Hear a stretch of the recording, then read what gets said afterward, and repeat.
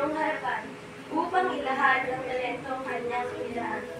Ang talentong ito ay pinagkasal namin pagkakaisa. Kapatid, hindi naman mahaba ang talang ito. Dalangin lang naman natin na may magpulot tayong alak na galing. Bilang isang anak ng Diyos, nagiging parte ka pa rin ba ng ministeryo niya? Nagagawa mo pa rin bang sumama sa gawain niya? Nagagawa pa ba natin ang magtulungan upang itaas siya? O baka naman isa tayo sa mga taong may sariling mundo at hindi na natin nagagawang magpagmagamit kay Jesus.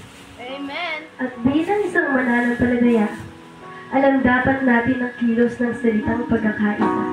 Kung praktikalan lang ang usapan, ano ba't mayroong simbahan kung wala naman tayong pagtutulungan? Bilang Kristyano, hindi naman tayo nagbubulag-bulagan o kaya nagbibingi-bingihan, lalo't pat kung kailangan natin magkaisa upang itaas ang ngalan mo. Amen! Kasi kapatid, hindi natin masasabing Kristiyano tayo kung sa simbahan to wala man lang tayong nagagawa ang kahit kay Kristo.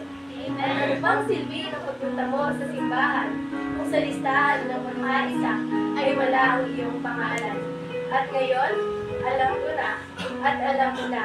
Alam na nating lahat na bilang isang pamilya o anak ng Diyos, kailangan natin ng pagkakaisa upang mas lalong maghubog ang samahan ng isang pamilya. At ito'y malaking tulong upang mas lalo tayong lumago at magpakahayo. Oo, susubukin ka. Pero kapatid, huwag naman mo tayong magpadaya dahil ang mundo, hihilahin ka sa mali at hindi sa tama. Yuyugin ka upang ikay kay Kristo, ikaw ay ikaw. Tulad nga ako ng sinabi sa Aklat ng Awit, Kapitulo 133, versikulo 1. Masdan ninyo na pagkabuti at pagkaligaya sa magkakapatid na magsitahang magkakasama sa pagkakaisa.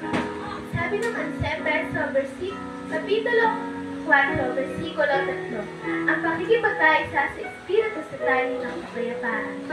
Nilalamang ko sa araw na to, to God be all the highest glory.